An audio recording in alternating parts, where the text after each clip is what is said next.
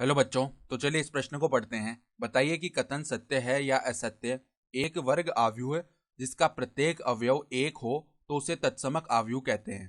तो यहाँ पर देखो, हमें बताना है कि ये कथन सत्य है या असत्य। हमें क्या कथन दिया हुआ, देखो, एक वर्ग आव्यूह जिसका प्रत्येक अवयव एक हो तो उसे हम तत्समक आव्यूह कहते हैं। हमें बताना है ये सत्य अथवा असत्य। तो प्रश्न में आगे बढ़ने से पहले इस प्रश्न से संबंधित जो मुख्य उदाहरण है उसकी हम चर्चा कर लेते हैं। तो देखो, मुख्य उदाहरण, वह वर्ग आव्यूह वह वर्ग आव्यूह जिसके जिसके मुख्य विकर्ण के सभी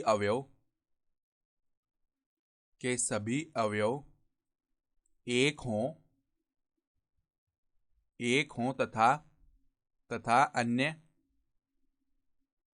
अन्य सभी अवयव शून्य हो तो तो वह एक तत्समक आव्यूह या इकाई आव्यूह कहलाता है या इकाई आव्यूह कहलाता है। तो देखो, किस प्रकार का वर्ग आव्यूह इकाई आव्यूह कहलाता है, जिसके मुख्य विकर्ण के जो अवयव हैं वो सभी एक हो और बचे हुए जितने भी अवयव हैं वो सारे शून्य हो। ठीक है।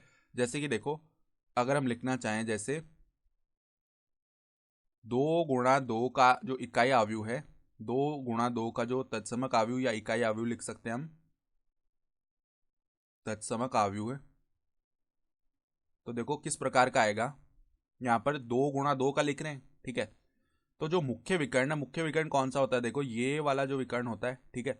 हमारे पास में दो विकर्ण होते हैं एक वर्ग आव्यूह में, इस प्रकार का विकर्ण और एक इस प्रकार का विकर्ण, ठीक है। तो जो पहले हमने विकर्ण लिखा है, ये वाला विकर्ण, इसको हम मुख्य विकर्ण कहते हैं। तो इसके सभी अवयव एक एक होने चाहिए, ठीक है। और जो बच गए अवयव जितने भी, वो सभी शून्य होने चाहिए। तो ये क्या हो जाता है, एक तत्समक आव्यूह हो जाता है। इसी प्रकार अगर 3 गुणा 3 का तत्समक आव्यूह लिखें, 3 गुणा 3 का तत्समक आव्यूह है बराबर में, देखो 3 गुणा 3 कोटि का इस प्रकार आएगा आव्यूह, ठीक है। तो अब जो मुख्य विकर्ण है उसके सभी अवयव पहले एक कर देते हैं और अब जितने भी अवयव बच गए वो शून्य हो जाते हैं, ठीक है। तो ये क्या हुआ, 3 गुणा 3 का एक क्या हो गया, इकाई आव्यूह या तत्समक आव्यूह हो गया। अब देखो सवाल में जो कथन दिया हुआ है वो क्या कह रहा है, एक वर्ग आव्यूह जिसका प्रत्येक अवयव एक हो तो उसे तत्समक आव्यूह कहते हैं। तो ये तो गलत हो गया, क्योंकि प्रत्येक अवयव तो एक है ही नहीं, केवल मुख्य विकर्ण के अवयव जो है वो एक है और जो बचे हुए अवयव है वो शून्य है। तो हम क्या कह सकते हैं, अतः अतः दिया गया कथन